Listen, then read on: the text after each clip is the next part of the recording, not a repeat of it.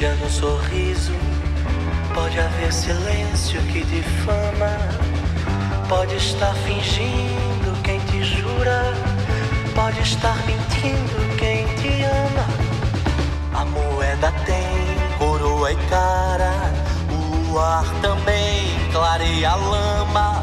Pode haver um céu na água clara. Pode haver um véu na tua fama.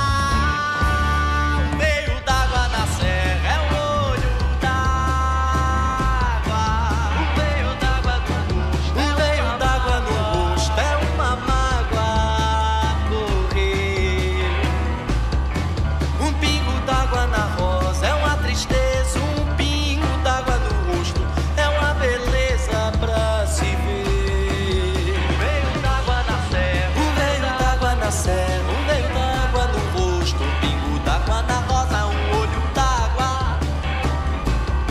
Um veio d'água na serra, um veio d'água no rosto, um pingo d'água no rosto, um pingo d'água na rosa. Um veio d'água na serra, um veio d'água no rosto, um veio d'água no rosto, um pingo d'água na rosa. Um veio d'água, um veio d'água, um veio d'água, um veio, um veio d'água, um veio d'água, um veio d'água, um veio d'água, um veio d'água, um veio d'água.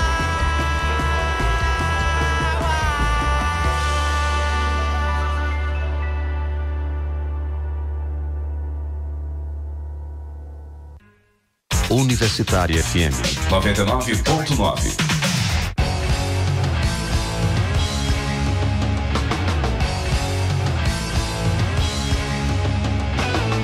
Programa Fora da Curva, jornalismo, crítica e diversidade.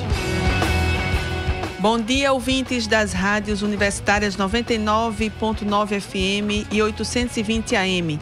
Hoje é 30 de maio de 2018, são 11h30 e começa agora mais uma edição do Fora da Curva, que vai ser reprisado às 9 da noite na nossa rádio pública. Eu sou Paula Reis, jornalista e professora de comunicação da UFPE. Nosso programa também é transmitido ao vivo pela nossa página no Facebook, pela página da 99 Universitária, pela página da Marco Zero Conteúdo. Convido você a compartilhar a transmissão ao vivo ou o vídeo do programa após a transmissão e a participar enviando perguntas e comentários pelas redes sociais. Nós estaremos com você hoje até o 12h30. Hoje, no 10º dia de paralisação dos caminhoneiros, os petroleiros começaram uma greve de advertência de 72 horas. Junto com os petroleiros, as frentes Brasil Popular e Povo Sem Medo realizam um protesto nacional e reforçam as reivindicações, defesa da Petrobras e sua função de empresa estratégica para o desenvolvimento do país, mudança na política de preços adotada pelo presidente da empresa, Pedro Parente, e sua saída do comando da Petrobras, redução do preço do gás de cozinha e dos combustíveis, fim da importação dos derivados de petróleo, manutenção dos empregos e retomada da produção das refinarias à plena carga.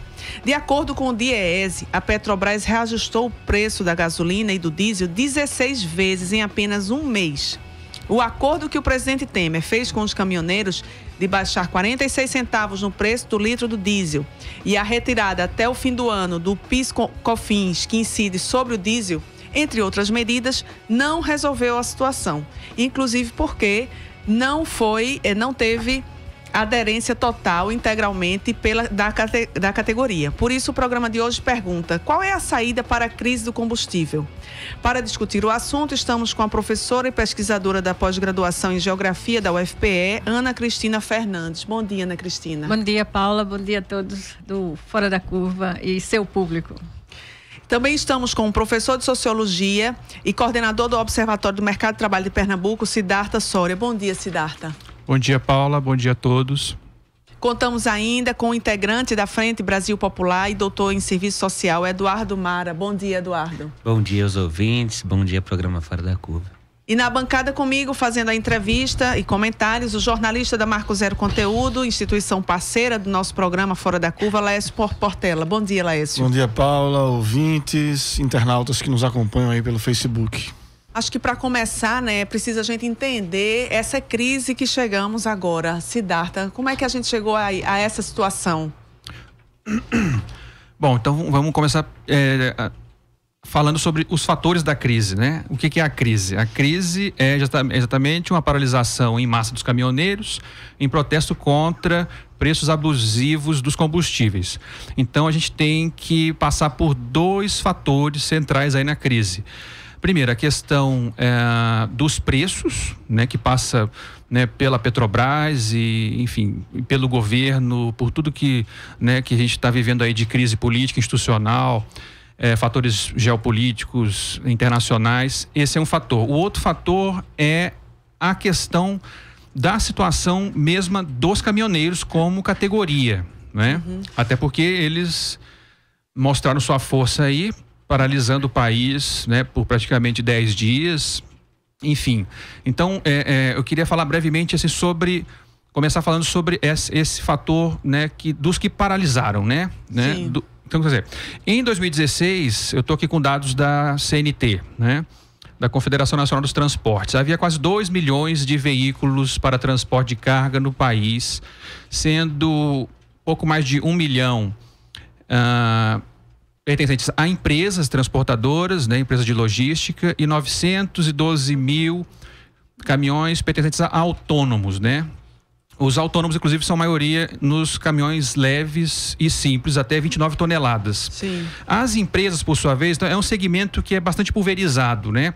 As empresas são, na sua maioria, então mais da metade delas, estabelecimentos pequenos a médios, né? Com até 50 empregados, incluindo não apenas caminhoneiros, mas outros funcionários, né, que fazem parte, né, da administração. Empresas grandes do setor, com mais de 1.000 empregados, são apenas 9% do total. Né? Por que eu estou colocando isso, né? São dados da RAIS, esse. Porque isso sugere um setor econômico produtivo bastante pulverizado, que também se estende essa pulverização às organizações que representam os interesses dessa categoria. Então é uma categoria bastante ampla, diversa, heterogênea, e então a gente deveria tentar compreender um pouco a dinâmica desse segmento, né? Então as condições de trabalho dos caminhoneiros, como a gente, né, em linhas gerais sabe, eu só vou acentuar algumas coisas, são extenuantes, né? Principalmente para os autônomos, que, né, em grande medida apenas estão ali trabalhando na forma de relações assalariadas disfarçadas, né? Sim. Então, por quê? Falar em autônomo é quase uma fantasia para muitos deles, uma vez que a empresa determina o preço do frete, determina os prazos, que são normalmente exíguos para fazer as entregas, faz o monitoramento, a vigilância via satélite. Então, quer dizer, é uma prática, é uma relação salarial disfarçada em grande medida. Então, como formalmente esse segmento dos autônomos, enfim, não contam como trabalhadores assalariados, eles não têm direitos trabalhistas. Não tem descanso remunerado, não tem férias, não tem 13º, não tem seguro-desemprego, não tem FGTS, não tem nada. Então, por isso mesmo, os autônomos têm jornadas de trabalho maiores, né, em jornadas mais longas, descansam menos, né, abuso de drogas estimulantes para poder continuar dirigindo, chamados rebites, né, entre eles, Sim. que são anfetaminas. É muito frequente, né? Então, essa é a situação, né?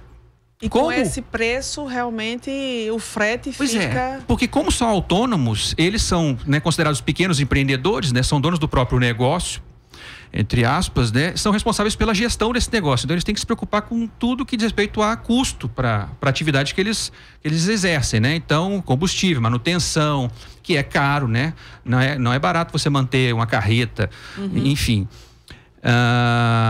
Então, com isso, as elevações de preço, né, dessa política, né, amalucada da direção atual da Petrobras, de fazer esses reajustes praticamente diários, impactou frontalmente a categoria, né? Então, o que era, né, muito difícil ficou praticamente insuportável de aguentar, da parte de quem vive no transporte de carga no país, né? Então, esse movimento caminhoneiro, aparentemente, ele é um misto de lockout, embora a pessoa não goste de dizer isso e tal por aí, que são as empresas que facilitaram aí a paralisação, porque também são afetadas. Então, você tem um capital, você tem uma facção do capital aí que está sendo afetada por essa política da Petrobras, que são as empresas de transporte, logística, etc. E os próprios autônomos, né? Então, quer dizer, é um misto de lockout e greve, se a gente entender os autônomos como esses microempreendedores proletarizados, né? Então é isso, Tá. O primeiro fator seria esse. Bom, a gente está com o coordenador do Sindipetro, daqui a pouquinho a gente vai falar com ele, então a gente pode entender um pouco mais, associando essa questão dessa situação atual, né, dos caminhoneiros, à realidade da Petrobras. A Petrobras é uma empresa de capital misto, isso significa que a União é dona de parte da companhia e outra parte é dos investidores privados que têm ações negociadas no mercado. E a União, ou seja, o Estado brasileiro detém 50,26%, né, da Petrobras, o BNDES detém 9,87% e a Caixa tem 3,24%. Os investidores privados possuem 36,63%. Então, o fato do governo federal ser o sócio majoritário faz com que ele tenha o controle do conselho de administração. Indica, inclusive, o presidente da empresa, né? Mas parece que os interesses do capital privado predominam, né? A gente vai poder aprofundar isso daqui a pouquinho. Vamos falar agora com o coordenador do Sindipetro, da Paraíba e de Pernambuco, Rogério Almeida, para saber como é que está a mobilização. Bom dia, Rogério. Bom dia a todos aí da mesa. Um abraço especial para um professor meu aí, o Dumara, que já foi meu professor, já fui aluno dele no curso. Um abraço aí a todos e todas. Um abraço, Rogério. Rogério, como é que está hoje a mobilização? Começou hoje, né, à meia-noite, o primeiro dia de greve de advertência. Você está falando de Suape, é isso? Não, eu estava em Suape até agora. Deixa eu fazer o histórico. Desde as 11 da noite de ontem, que já está por lá, montando acampamento. À meia-noite iniciou o movimento SI, então o pessoal não entrou, o pessoal do turno da 0 hora não entrou. Cerca de 40 trabalhadores não entraram para trabalhar. E continuou, o turno das 7 da manhã também não entrou.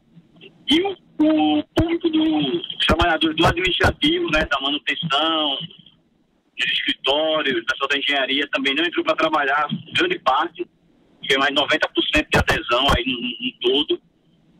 E de 6 da manhã até 11 da manhã fizemos um grande ato na frente da refinaria, com participação de várias centrais sindicais, vários movimentos lá sociais dando apoio também, para vários sindicatos, e a categoria lá em peso. A gente dividiu um pouco, porque agora vai ter um ato às 15 horas no DEB, puxado pelas centrais sindicais em apoio aos petroleiros, e a gente agora saiu de Suape com um grupo lá, e eu estou saindo agora porque eu vou participar do ato às 15 horas.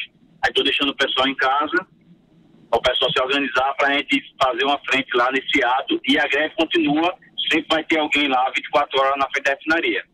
Ô Rogério, há quanto tempo a categoria vem preparando a greve? Tá, essa greve foi aprovada desde dia 10 de maio, tá? Por unanimidade aqui em Pernambuco, e aí vem construindo, e teve essa greve agora por tempo determinado, e mais para frente pode vir uma greve por tempo determinado se não formos atendidos às nossas reivindicações. As nossas reivindicações estão também no contexto aí do preço do combustível, né? Sim. De favorecer o refino de petróleo aqui no mercado nacional e não lá no mercado internacional, e depois a gente comprar esse combustível mais caro, e pedindo a saída do presidente da Petrobras e do parente, porque está tudo dentro desse contexto, da política que ele adotou de atrelar o preço do combustível nacional ao preço do barril de petróleo e ao dólar. E quem perde com isso é a população, pagando o gás de cozinha mais caro e a gasolina e o diesel mais caro. Como vocês avaliam a decretação pelo Tribunal Superior do Trabalho de que a greve é ilegal? Foi muito, assim, esdrúxula essa decisão, mas a gente meio que já esperava no estado de exceção que a gente vive. A justiça está servindo o interesse do capital estrangeiro, ela não está servindo para julgar o interesse do trabalhador, mas a greve continua, o nosso jurista está trabalhando aí para reverter essa situação, mas está lá, está bem claro, quem lê aí a decisão, está muito vago lá. Ele quis, na verdade, quem fez o pedido e a justiça acatou, era amedrontar a categoria petroleira, enfrentar a categoria petroleira e favorecer o capital estrangeiro. Mas a gente não vai arredar o pé, está firme e forte, em todo o Brasil o movimento está firme e forte. E aí, às 18 horas, vamos fazer uma reunião para avaliação do dia de hoje, junto com os outros coordenadores, e iremos tirar aí mais encaminhamentos para o dia de amanhã e para o dia de sexta-feira. Ok, Rogério, muito obrigada pela participação. Tá bom, um abraço. E lembrando, o petróleo é do Brasil e fora parente. Ok, muito obrigada, bom dia. Ana Cristina, a gente eu estava falando um pouco, né, dessa questão da Petrobras como essa empresa de capital aberto, né, e que faz com que ela seja uma empresa de dupla natureza, né? Ela é estatal, mas ela também é privada. Como é que isso funciona?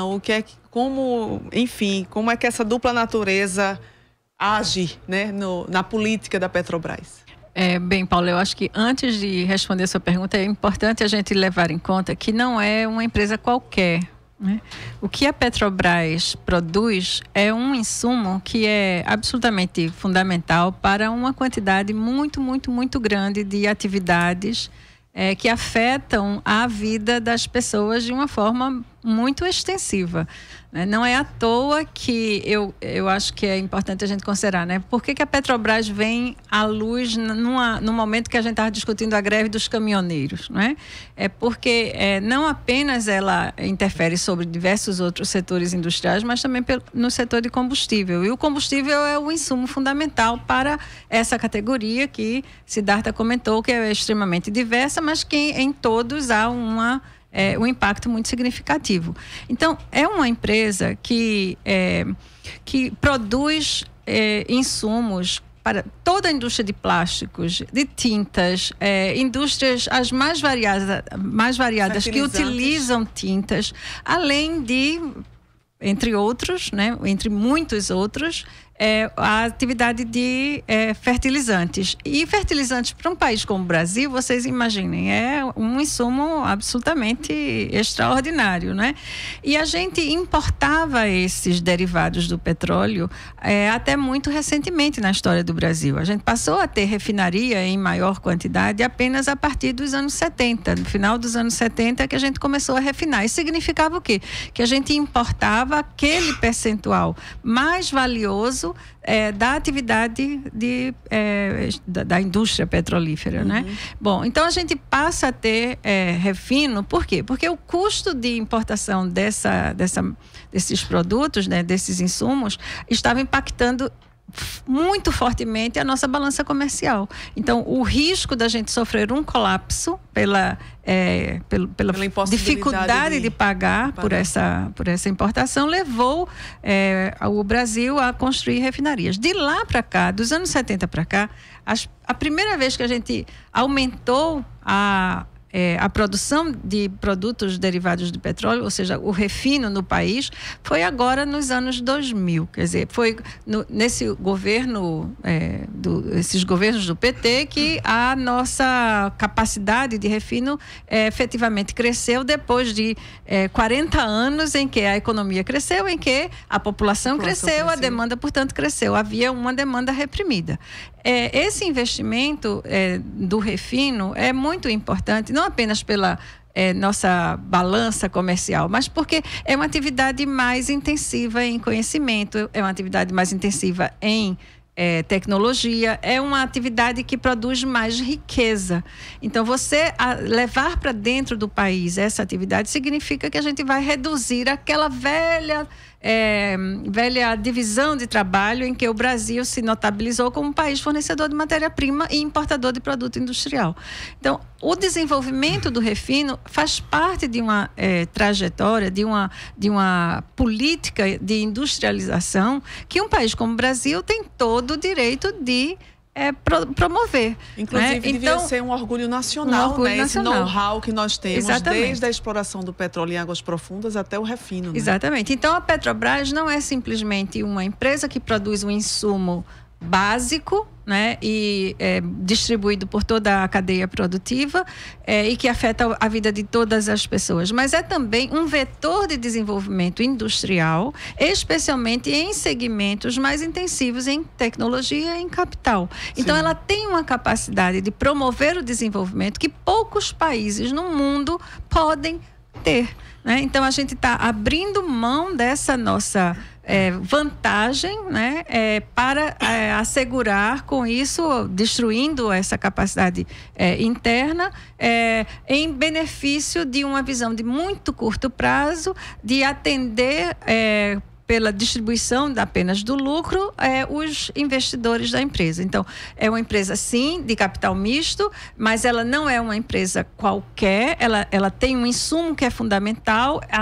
O governo mantém uma posição importante nas ações da empresa, justamente por essa sua destinação, natureza, digamos, como empresa de uma capacidade estratégica fundamental que o país, como o Brasil, não pode abrir mão. Agora, professora, em que ponto, considerando essa natureza mista, pública e ao mesmo tempo privada, né, quer dizer, com ações na Bolsa no Brasil e também na Bolsa de Nova York, até que ponto essa política implementada pelo governo Temer, pelo presidente Pedro Parente da Petrobras, de vincular o aumento do preço da gasolina, dos combustíveis no Brasil, às oscilações do mercado internacional, até que ponto essa política ela atende ao interesse público ou ao interesse dos acionistas privados? Como é que, deixar claro para o nosso ouvinte, como é que isso no mundo real se dá, né? Veja, no meu entender, ela atende exclusivamente aos interesses dos investidores, né? Porque se você vai fazer essa recomposição de preço, né, a atualização dos preços na velocidade como atualmente a Petrobras vem fazendo sob a presidência do Pedro Parente, você retira dos agentes econômicos, especialmente aqueles que são mais intensivos em uso de petróleo, que é o caso dos caminhoneiros, né, a capacidade de planejar a sua atividade econômica. Vejam só, nos últimos 2 anos, no governo Temer, foram reajustar, o governo reajustou, né, o Pedro Parente reajustou 229 vezes o preço do diesel e da gasolina, em 2 anos. Nesse período, o barril do petróleo variou entre 40 e 80 dólares. Nos 13 anos do governo do PT, houve apenas 16 vezes de mudanças de reajuste, né? Nesse período, o barril variou de 38 a 120 dólares. Ou seja, um arco muito maior. Então, qual é a importância dessa política que o governo do PT colocou? Estabelecer um certo equilíbrio para que as empresas sejam capazes de planejar o seu negócio. Você não pode ter uma visão de curtíssimo prazo. Você tem que pensar no longo prazo, inclusive sem ir com muita sede ao pote, utilizando essas reservas de uma forma desenfreada, que é o que está acontecendo agora. Se você pegar os relatórios da OPEP, você vai ver que a maior relação reservas e exploração de petróleo vem da América Latina. É onde mais rapidamente a gente está explorando o petróleo brasileiro. Quer dizer, então é tudo no sentido muito mais do benefício do investidor do que da economia de uma forma mais ampla da sociedade. Mais estratégico, agora, eu queria só chamar a atenção. Eu sou acionista da Petrobras, viu? Eu comprei lá um dinheirinho, perdi muito dinheiro, porque foi justamente no período em que houve toda essa degringolada.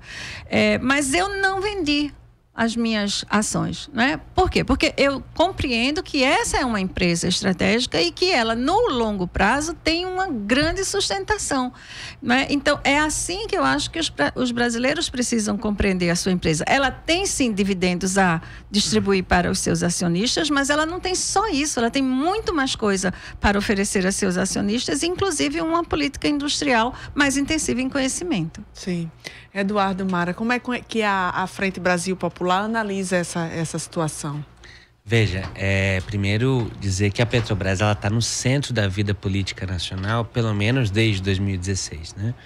Não é à toa. Veja, a ruptura, né, do Pacto da Nova República ou a ruptura democrática que se operou em 2016. Veja, nós tínhamos um pacto geral até 2016 que era eleições livres, né? E um mínimo de política de combate à pobreza que todos os governos tinham que dar resposta. Isso foi rompido com o golpe em 2016. O que é que estava no centro do golpe? Uma das coisas que estavam no centro do golpe, que era motivo de descontentamento para o capital internacional e para as grandes transnacionais, era a política de privilegiamento do capital nacional nas compras do Estado. Veja, e essa política tinha como centro a Petrobras. O que mais incomodava, veja, a Petrobras é subsidiária de uma série de empresas nacionais. Veja, então o golpe, em grande medida, foi para romper esse tipo de política do governo.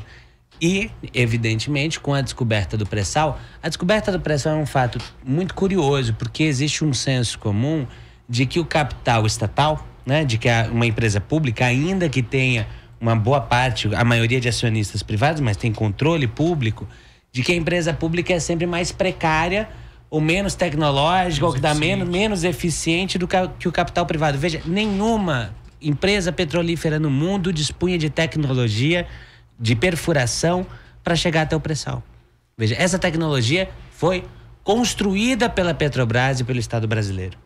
Veja, não é à toa que após a construção disso, quando começa a exploração do pré-sal, a pressão para a privatização dessa empresa seja tão grande. E é disso que se trata a política do Pedro Parente.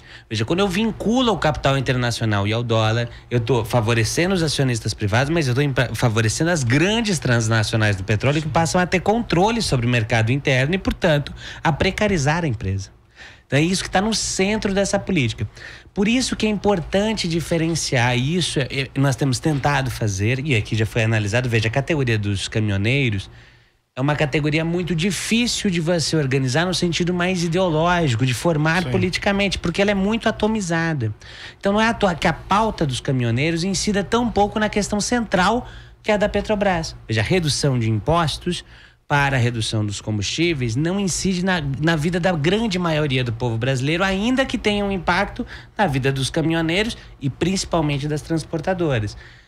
A questão central é a política de preços da Petrobras, como a gente está falando aqui. E a queda do Pedro Parente é, simbolicamente para nós, a ruptura dessa política. Mas ela só tem sentido com a ruptura dessa política. O que acontecia antes? O preço tanto do gás de cozinha como do combustível estava vinculado às operações necessárias para que o combustível chegasse até o posto e a uma política de Estado. Então o governo poderia, para conter a inflação, ele podia congelar, como foi feito no Brasil, acho que 2011 até 2015, se não me engano, até 2013, o congelamento do preço dos combustíveis, para conter a inflação. Veja, porque isso tem impacto na vida do povo. É uma decisão de Estado e é uma decisão vinculada ao desenvolvimento nacional. Foi isso que nós perdemos em 2016 e é isso que nós precisamos retomar na política brasileira e na Petrobras. Né? Essa questão que você fala é muito importante a gente explicar bem aqui, porque assim, na mídia privada, o tempo todo a gente ouve que a situação a gente está vivendo por culpa da presidenta Dilma, que mantinha os preços artificialmente, mantinha os preços estáveis artificialmente. Como é que vocês veem isso? Veja, os preços do petróleo não são definidos dentro do Brasil, a gente sabe, né? Mas é bom lembrar que eles são definidos também por movimentos muito especulativos. Especulativos, que é o típico do mercado financeiro. Então você tem uma financiarização, né, da compra e venda de petróleo em mercados internacionais, mas ainda tem um outro elemento que é muito complicado, que é o fato de que o petróleo, por ser um insumo tão fundamental e não haver ainda nenhuma possibilidade de uma mudança no padrão tecnológico de substituição desse insumo por outros, faz com que a disputa pelas reservas pelo mundo é muito grande, especialmente entre os países mais industrializados e certamente entre eles se destacam os Estados Unidos, que detém, não é, uma hegemonia sobre a economia mundial e deter o controle desses países produtores é uma coisa muito importante na sua estratégia como país hegemônico. Bom, então eles mobilizam também muito esforço, muita energia para assegurar o controle em determinados países, né? Então eles jogam também em cima de preço, né? Ou seja, eles fazem acordos com os países aliados deles, que são grandes produtores mundiais, como por exemplo a Arábia Saudita. Então, durante algum tempo, eles conseguiram manter baixo o preço do petróleo, e foi justamente nesse período em que o governo Dilma estava atuando, né? Especialmente pelo fato de que a Arábia consegue extrair petróleo a um custo muito baixo, relativamente baixo. Então, isso faz com que ela aguente durante muito tempo manter um preço baixo. Só que isso tem um limite, né? Então, só para vocês terem uma ideia, a Arábia Saudita tem uma população muito pequena, é um país que vive numa monarquia, uma monarquia absolutista, ou seja, muito diferente do modelo de democracia que os americanos alardeiam defender, e mesmo assim, eles não cobravam imposto. Não existia imposto no país. As rendas do petróleo permitiam que aquela população vivesse com determinados benefícios, saúde, educação, sem precisar pagar imposto. Eles não estão aguentando mais. E essa necessidade de rever essa estrutura fiscal está levando, portanto, a uma certa desestabilização. Mas eles são os grandes aliados dos americanos na geopolítica do petróleo.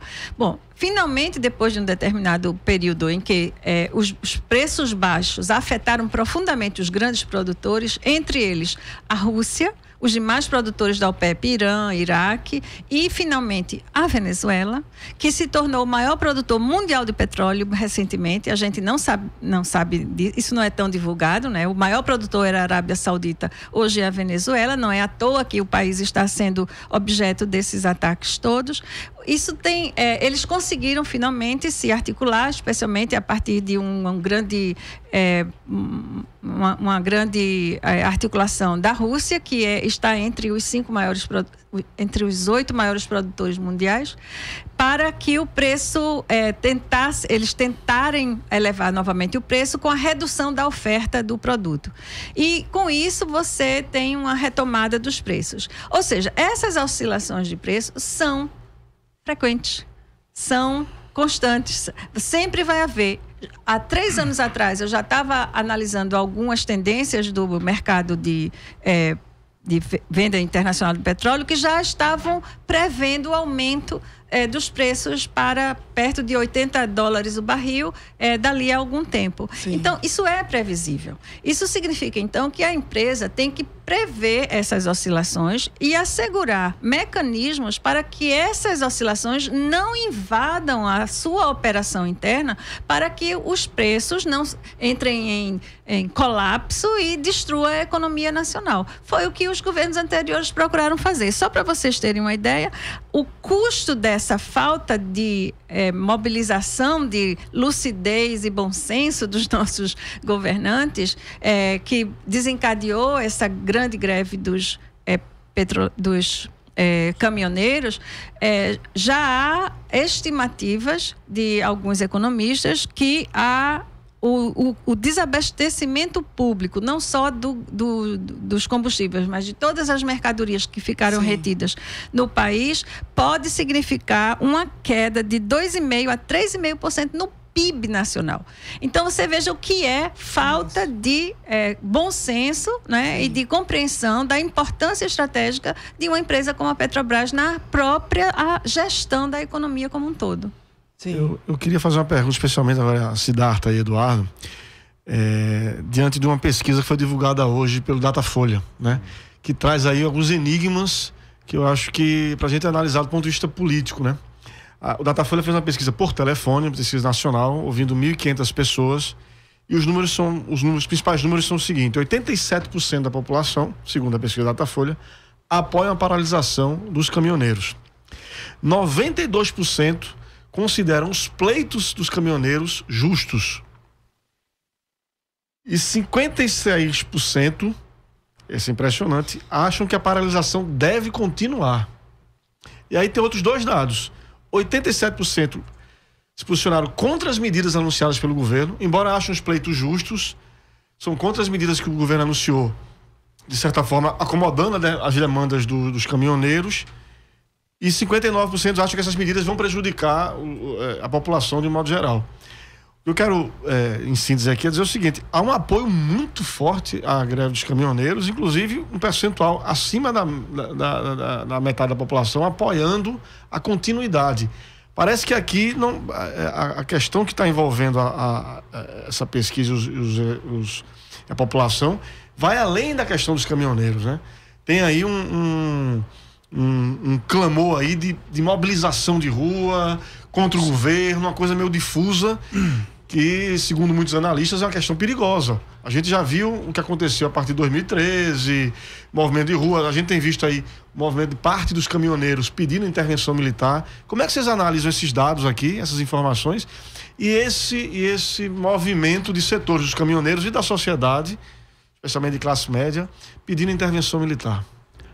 Bom, em grande medida, esses números, eles permitem que a gente sugira a hipótese de que as pessoas não estão aguentando mais o governo atual, né? Então você tem uma desaprovação massiva do governo, que com as medidas que ele propôs, que inclusive a maior parte aí, né, ou considerou que não vão ser efetivas ou que vão prejudicar a população, porque de fato o governo não passa nenhuma credibilidade, né? Esse grau de falta de lucidez, essa insensatez, esse amadorismo, essa incompetência, né? Em uma série, né, um sem número de dimensões aí do governo para lidar com essa questão, isso é visível, né? Então as pessoas percebem isso, né? Assim como percebem uma pauta que é simples e poderosa dos caminhoneiros, né? O combustível, todo mundo vê isso, né? Os combustíveis estão subindo, né, de uma forma fora de controle, né? Enfim, que ninguém pode prever nada, né?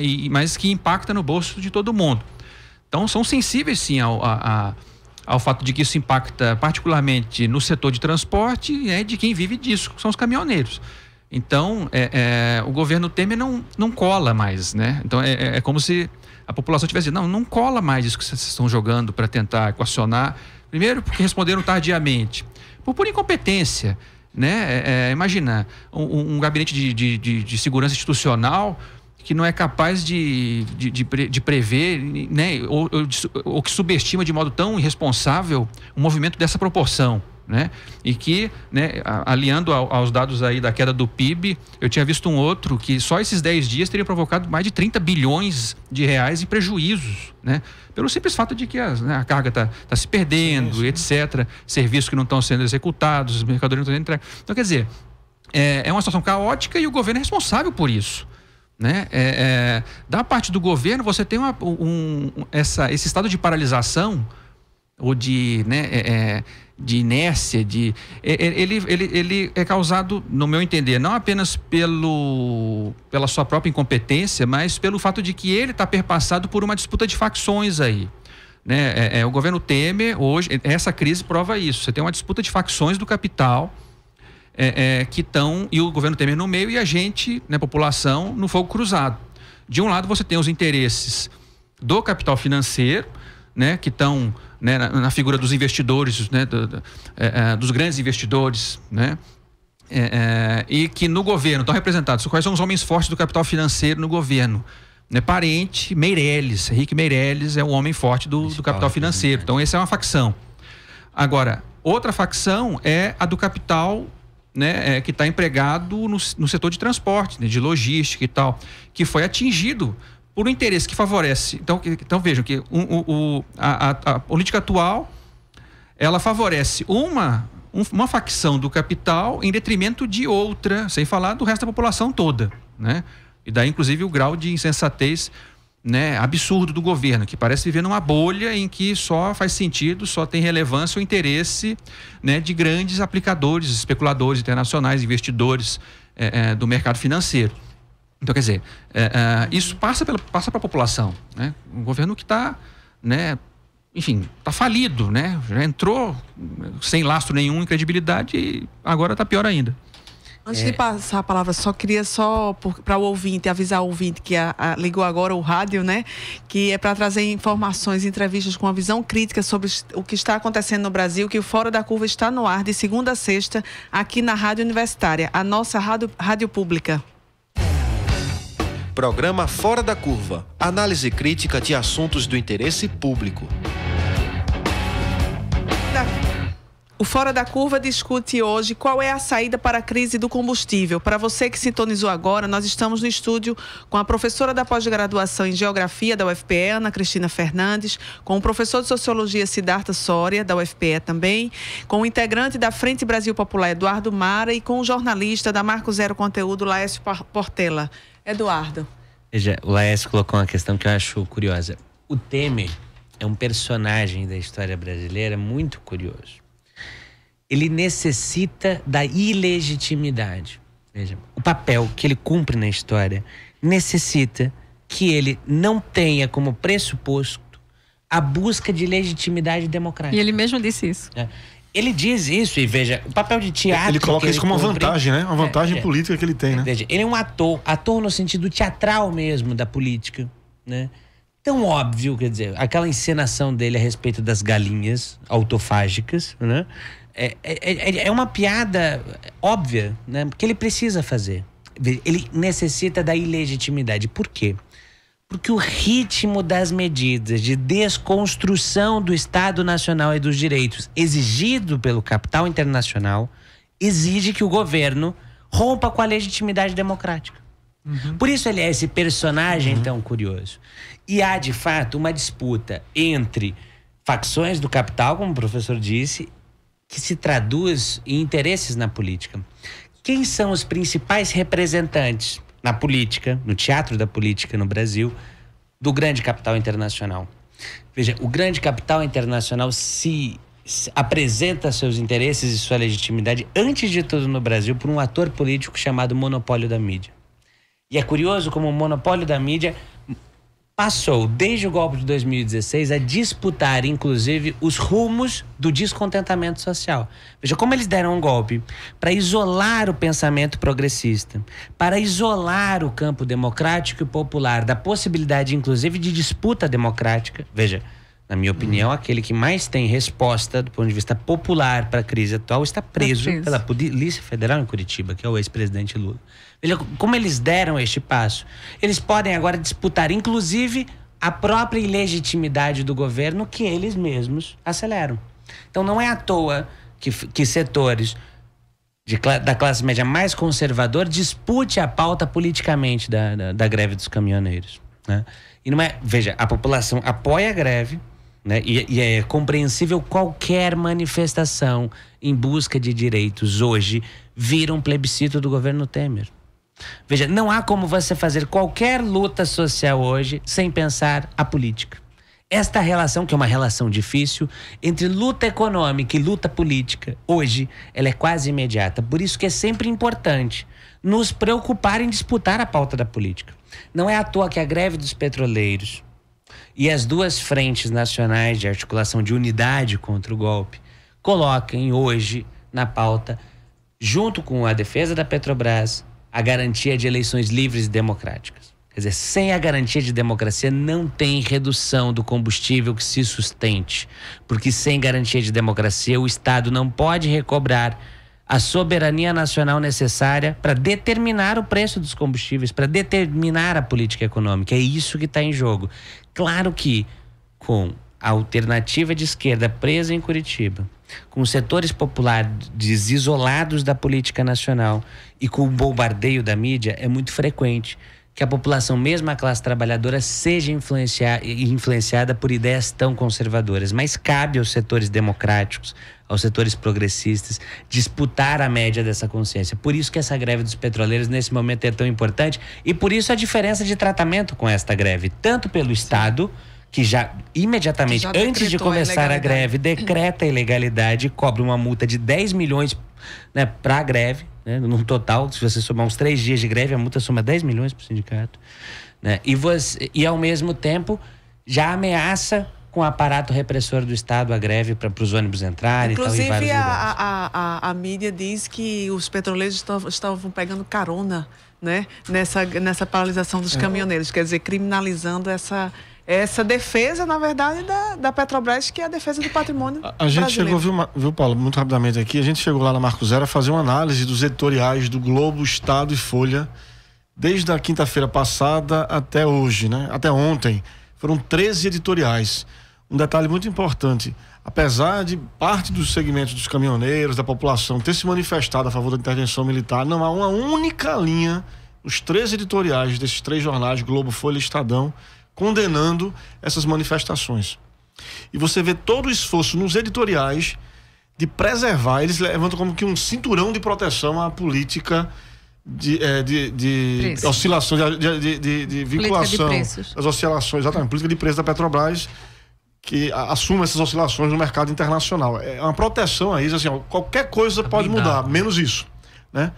E uma postura de aplausos quando o governo Temer decide usar as forças de segurança federais para conter os bloqueios, né? Embora a gente sabe que na prática isso não aconteceu da forma que os jornais queriam que acontecesse. E você já vê de ontem para hoje essa mudança em relação à postura da greve dos caminhoneiros em relação à greve dos petroleiros. Uma postura muito mais agressiva, muito mais forte. Porque os petroleiros estão no centro do golpe. Quer dizer, a política vejam bem, toda a questão que justificou na cabeça de muita gente, até hoje ainda justifica a queda do governo do PT, é essa bendita corrupção, que é descoberta aonde? Na Petrobras. Pois é. Né? Então a Petrobras vai ser, ao invés de a gente estar discutindo a importância da empresa, como ela é relevante para a nossa trajetória de nação, para a nossa soberania nacional, para o desenvolvimento científico e tecnológico, inclusive a partir do imenso volume de royalties que iriam para a educação e pesquisa, ao invés de a gente estar discutindo isso, a gente está discutindo corrupção. Eu não estou dizendo que corrupção não seja uma coisa relevante, mas foi um excelente motivo para desviar a atenção dos nossos, né, cidadãos da questão que era absolutamente essencial para a gente dizer para o mundo: o Brasil é um país independente e quer ter o direito de definir a sua trajetória de futuro. Essa trajetória de futuro foi retirada, foi roubada dos brasileiros, embora ninguém parece que se perceba disso, porque o que mais está tocando nas pessoas é essa ideia de corrupção. Por outro lado, você vê, sendo o petróleo, né, e a Petrobras o centro do golpe, isso significa que essa mídia, como Eduardo mencionou, ela nunca vai mostrar pra gente justamente o real sentido, o real objetivo do golpe.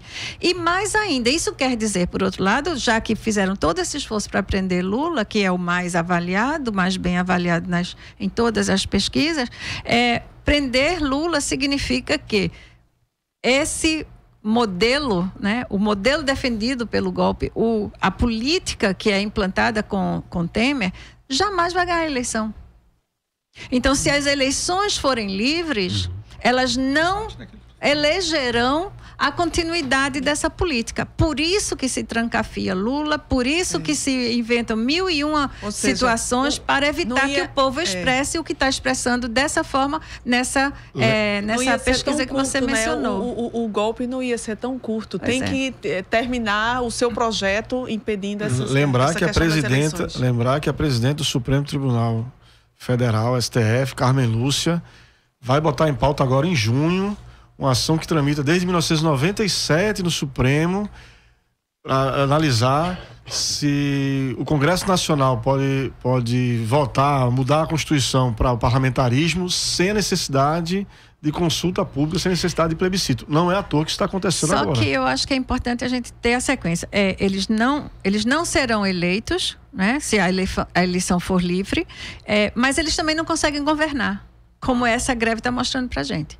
Né? Então, a gente está vivendo uma situação desesperada, em que o caos se instala, porque eles são absolutamente incapazes de assegurar um mínimo de governabilidade, por mais que eles tenham todo o apoio da Câmara, todo o apoio do Senado, a mídia a seu favor, porque o modelo de desenvolvimento, o modelo de governo que eles defendem é suicida, né? Porque ele pressupõe o desaparecimento das pessoas. A população está empobrecendo, as pessoas estão sem emprego, a gente está com custos cada vez mais altos de insumos básicos, a economia travada, parando, os investidores não deixaram de investir. Não foi só com essa greve dos caminhoneiros, não.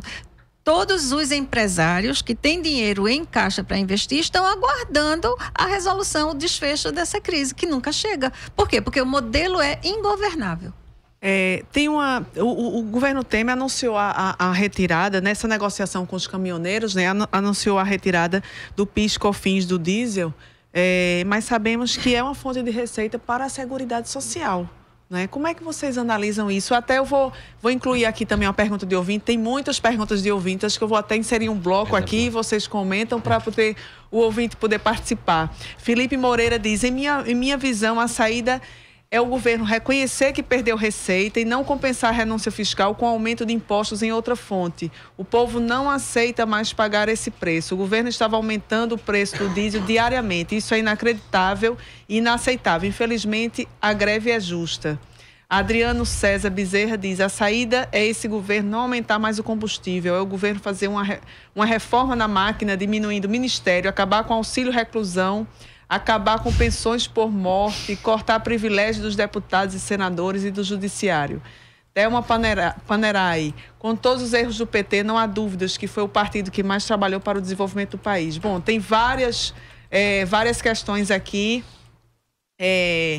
Tem uma pergunta também de Manina Aguiar. A vitória da luta dos petroleiros definirá o futuro do nosso país? Bom, algumas perguntas aí para vocês, Siddhartha. Olha, são paliativos, né? Aliás, e esse governo não consegue fazer nada muito diferente disso, porque fazer qualquer coisa diferentemente disso implicaria em reconhecer exatamente o seu caráter de ilegítimo, né, e de que só está podendo aplicar esse programa ingovernável porque não tem respaldo nenhum da população, não tem respaldo popular, não tem mandato popular, não é? Então, dizer que vai suspender, né, vai manter o preço do combustível por 2 meses, enfim, os caminhoneiros também não são bobos, ninguém é bobo, né? Mas daqui 2 meses vão parar de novo, então. É insustentável. Sendo que o problema não é tocado, né? Isso são medidas secundárias, né? Eu até dizer que o Tesouro vai cobrir a Petrobras e tal, mas percebam que com todas essas manobrinhas, né, do governo, o que fica blindado, intocável e que atesta inclusive o caráter poderoso desse interesse, é o interesse do capital financeiro, né?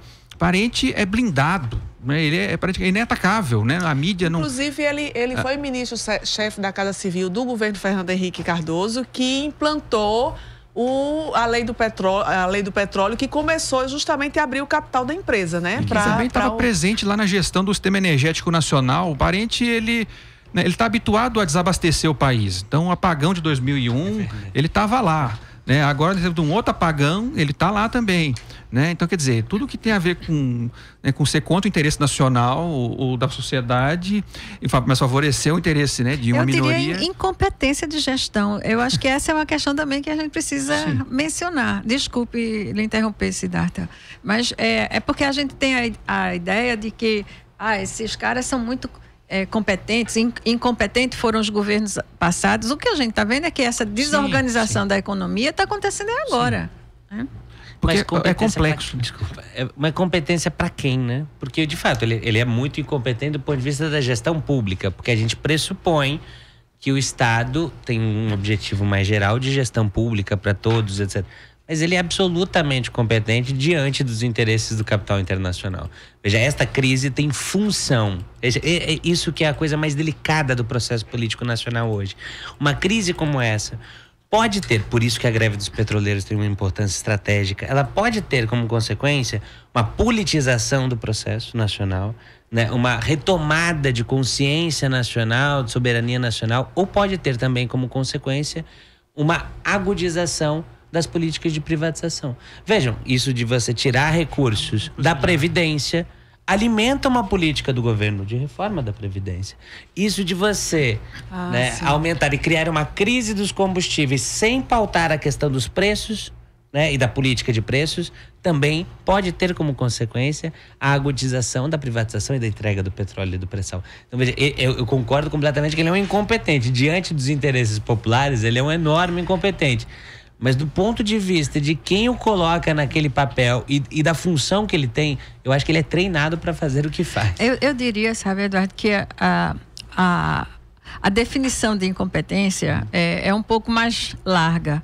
Em que sentido? Veja, o que tem acontecido nesses últimos 2 anos, desde que o Dilma foi impedida, é uma velocidade muito grande de mudanças, né? Como você falou, de perda de direitos, né? e de alterações significativas, especialmente nesse grande tronco da economia brasileira, que é a Petrobras, eu diria. Bom, sem falar numa porção de outras considerações. Bom, essa velocidade, né, ela talvez não tenha sido bem calculada. Tá? E aí é que eu estou chamando de incompetência. Porque o povo não tinha, as pessoas, nós, a população, eu me incluindo, né, a gente não tinha necessariamente a consciência do que significava para o bolso de cada um esse golpe. Quando o impeachment foi declarado, as pessoas não tinham ideia do que poderia aquilo significar no seu dia a dia. Se as coisas tivessem sido feitas, talvez, numa velocidade menor, né, num processo mais lento, com mais negociação política, talvez as pessoas não estivessem votando 92% de apoio à greve dos caminhoneiros. É nesse ponto que eu acho que mostra-se, né, a incompetência dos caras.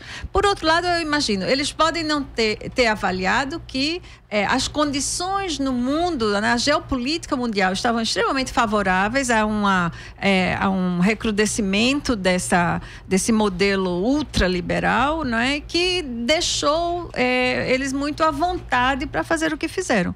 Só que o Brasil experimentou nos últimos 15 anos, e eu diria até mais, né? De 88 para cá, voltando ao pacto que você mencionou, de 88 para cá, você tem um processo de construção da cidadania brasileira, com elevação das condições de educação, com melhoria na saúde, a criação do SUS, por mais defenestrado que ele seja, né? Mas houve uma construção de uma cidadania brasileira que as pessoas estão vendo que estão perdendo. E que isso foi acentuado nos anos mais recentes e que está vindo por terra muito rapidamente, né? Então, esse timing do golpe está se voltando contra ele mesmo, e eu coloco isso na conta da incompetência. Eles aceleram a perda de legitimidade. Convencer os outros. A gente está finalizando o programa, e aí eu queria uma falinha muito rápida de cada um, finalmente. Qual é a agenda que deveria... Qual é a agenda do cidadão brasileiro, né? Não a agenda da mídia privada, mas qual deveria ser a nossa agenda? E começando com o Eduardo Mara, para inclusive dar a programação da mobilização hoje à tarde na Praça do Derby. Claro. Veja, só uma coisa que eu queria comentar. Quando a professora Ana Cristina falava da corrupção, me veio à mente muito uma coisa que o escritor Eduardo Galeano colocava, que a direita adora as ideias gerais, né? Porque quando ela generaliza, ela absolve, né? É muito importante nesse momento polarizar a sociedade em torno de projetos de país e discutir projetos de país. Então eu vou deixar 3 convites que eu acho que são os mais fundamentais. O primeiro e mais óbvio, hoje às 15 horas, lá na Praça do Derby, um ato em apoio à greve dos petroleiros, pela soberania nacional, Petrobras 100% pública, democracia e eleições livres. E eu acrescento Lula livre, né? Porque uma coisa está ligada à outra. O segundo convite que eu deixo é de afirmar e politizar, conhecer a pauta dos petroleiros. E o terceiro é um mantra, eu já disse isso aqui outras vezes, que a gente não pôde abordar nesse momento, mas que eu acho que está por trás disso. Há uma chave aí. É muito importante, nesse momento, fortalecer as organizações populares e criar uma rede de diálogo entre elas, de conscientização popular, de condições de, na frente, retomar um projeto de país que depende de força social organizada. E isso nós, da Frente Brasil Popular, temos chamado de Congresso do Povo Brasileiro. Nós estamos discutindo em cada bairro, em cada universidade, em cada canto desse país, um projeto de nação e uma agenda unificada de lutas. Então, deixo também o convite para as pessoas conhecerem o processo do Congresso do Povo Brasileiro. Tem algum site que a pessoa pode procurar? O site da Frente Brasil Popular Nacional, frentebrasilpopular.org.br. Obrigada, Eduardo Mara, integrante da Frente Brasil Popular. Siddhartha Soria, professor de Sociologia da UFPE. Últimas palavrinhas para a gente encerrar. Bom, romper com os interesses dominantes que estão agora monopolizando a condução da política nacional. Isso seria, né, a solução ideal, estrutural, porque ela resolveria definitivamente esse impasse que a gente está. Agora, não é possível isso sem realmente discutir projeto de país e recolocar, na verdade, a nação, né, nos trilhos da normalidade democrática, né? Então, sem isso, não há o que fazer, senão esses paliativos que apenas vão empurrando o problema com a barriga e né, vamos viver nessa crise. Já estamos em crise desde 2013. 2013 e 2018 são 5 anos de crise de todos os tipos, né? Então, né, é isso, retomar a questão aí. Obrigada, Siddhartha. E professora Ana Cristina Fernandes, professora da pós-graduação em Geografia da UFPE.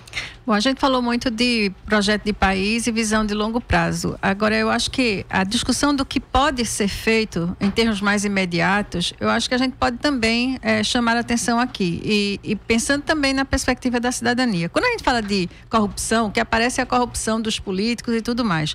Mas Gessé Souza, né, que é um sociólogo lá atualmente na UFABC, fala muito da corrupção do colarinho branco.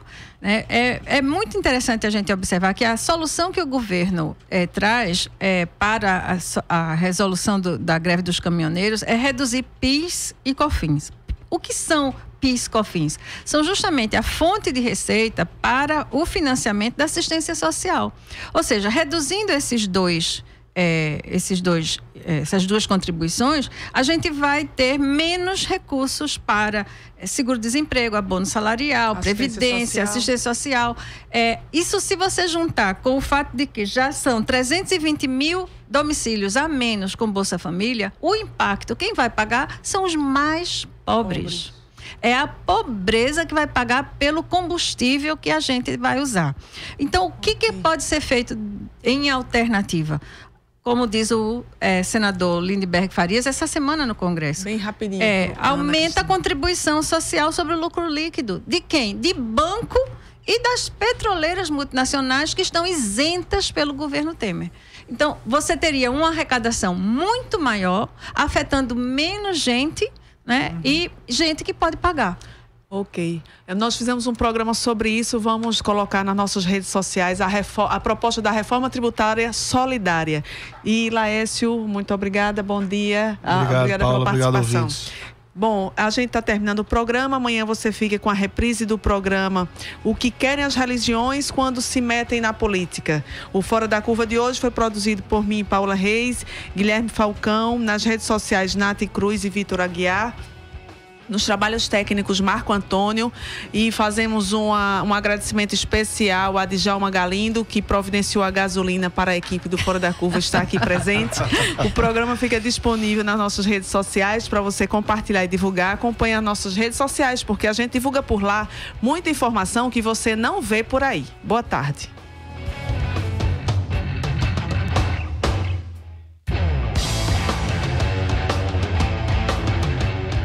O programa Fora da Curva é uma realização do Departamento de Comunicação Social com o apoio do Departamento de Sociologia, do Núcleo de Design e Comunicação do Centro Acadêmico do Agreste e do Núcleo de Rádio e TV Universitária. Parceria com o Marco Zero Conteúdo, Centro de Cultura Luiz Freire, Centro das Mulheres do Cabo, Centro Sabiá e Terral Coletivo de Comunicação. Esse programa fica disponível nas nossas redes sociais, na nossa página do Facebook, no canal do YouTube e no Mixcloud. A música tema do nosso programa foi composta pela banda Diablo Motor. Programa Fora da Curva. A gente fala o que a maioria cala.